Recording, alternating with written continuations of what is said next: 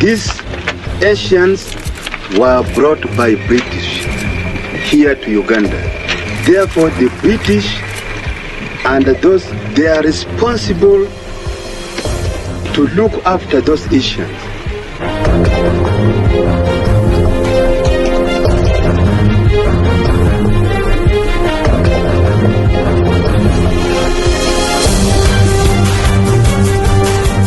I can give freedom of speech, but I cannot guarantee freedom after the speech, says His Excellency, President for Life, Field Marshal, Al-Haji, Doctor, VC, DSO, MC, Lord of all the beasts of the earth and fishes of the sea, the true son of the soil, conqueror of the British Empire, Salongo, Amin Dada.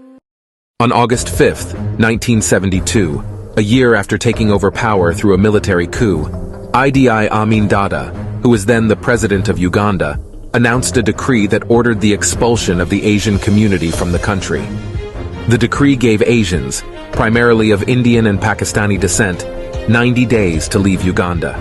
This event is often referred to as the expulsion of Asians from Uganda, or simply the Asian expulsion, and this is how it started. Amin Dada's rise to power in Uganda can be traced back to a coup d'etat that took place on January 25, 1971. At the time, Amin held the position of Chief of Staff of the Ugandan Army under President Milton Obote, who had been in power since Uganda gained independence in 1962. On the night of the coup, President Obote was attending a Commonwealth Heads of Government meeting in Singapore. Amin, along with a group of military officers, seized the opportunity and launched a successful military takeover while Obote was away. Amin declared himself the new president of Uganda and assumed control of the government. Amin Dada was born around 1925 in Koboko, a small village in northwestern Uganda, which was then a British protectorate. His exact date of birth remains unknown. Amin's ethnic background was Kakwa, one of the tribes in Uganda. His father, Andreas Nyabire, was a farmer and a member of the Kakwa ethnic group, while his mother, Asa Ate, was of Lugbara heritage. Amin's family belonged to a relatively modest background, and he grew up in a rural setting. As a child growing up, he received a basic education at a local primary school, but did not go on to pursue higher education. Instead, he found employment as a cook and later joined the British colonial King's African Rifles in 1946 at a young age of 20. Amin's military career began within the British colonial King's African Rifle, where he rose through the ranks. He participated in various military operations during World War II, including serving in Burma, present-day Myanmar, and Kenya. He was known for his physical strength and combat skills, which earned him promotions and recognition within the military. After Uganda gained independence from British colonial rule in 1962, Amin continued to serve in the newly formed Uganda Army. He held various positions within the military, including Chief of Staff and commander of the Army's largest barracks in Jinja. Throughout his military career, Amin built a reputation for loyalty to his superiors, but he was also known for his unpredictable behavior and brutal tactics. Serving as the commander of the Uganda Army since 1965, Amin became aware that Ugandan President Milton Obote was planning to arrest him for misappropriating army funds, so he launched the 1971 Ugandan military coup and declared himself president. By the beginning of 1972, having stayed in power for 1 year, Amin's popularity had faded, and he thought the best way to redeem his image was to offer goods and money to both his soldiers and the civilians. At the time, Uganda was moving towards an economic crisis caused partially by the transitions under Amin's military rule, which included increased spending on military hardware. The Asians soon provided Amin with a scapegoat. On August 4, 1972, Amin called together troops at Tororo Barracks and announced he had been instructed by God through a dream to throw out the Asian population. Dubbing his expulsion as economic war, Amin gave the Asians 90 days to pack up and go. The Asians came to Uganda to build railway. The railway is now finished. They must leave now, he said. You have milked the cow, but you did not feed it.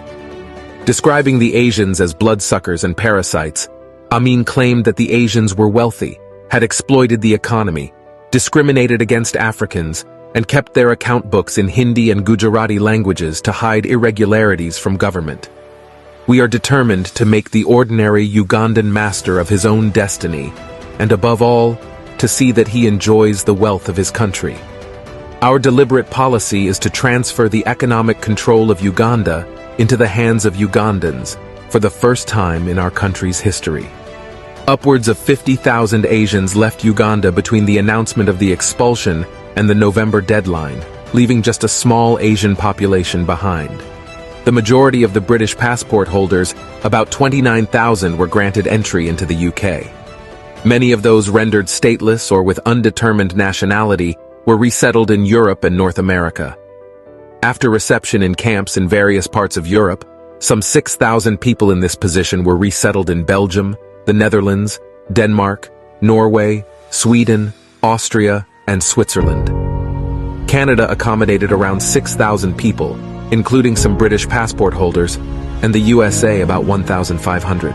The first official evacuation flight to the UK, organised by the UK government, landed at Stansted Airport on the 18th of September 1972. Following the expulsion of Asians in 1972, most of whom were of Indian descent, India severed diplomatic relations with Uganda. The same year, as part of his economic war, Amin broke diplomatic ties with the United Kingdom and nationalised all British-owned businesses. The United Kingdom and Israel ceased all trade with Uganda, but this commercial gap was quickly filled by Libya, the United States, and the Soviet Union. The expulsion of Asians had a profound impact on Uganda's economy. The departure of a significant portion of the skilled and entrepreneurial Asian community caused a decline in various sectors, including manufacturing, commerce, and agriculture. The void left by their departure had long-term consequences for Uganda's economy and took years to recover from. Amin recruited his followers from his own ethnic group, the Kakwas, along with South Sudanese. By 1977, these three groups formed 60% of the 22 top generals and 75% of the cabinet. Similarly, Muslims formed 80% and 87.5% of these groups, even though they were only 5% of the population. This helps explain why Amin survived 8 attempted coups. The Uganda Army grew from 10,000 to 25,000 by 1978. Amin's military was largely a mercenary force. Idi Amin's biography is marked by his presidency, during which he ruled Uganda with an iron fist, causing immense suffering and leading to widespread human rights abuses. In 1979, his 8 years of chaotic rule came to an end when Tanzania and anti-Amin Ugandan forces invaded and toppled his regime. Amin had launched an unsuccessful attack on Tanzania in October 1978 in an effort to divert attention from Uganda's internal problems. He escaped to Libya, eventually settling in Saudi Arabia, where he died in August 2003. May his soul rest in eternal peace.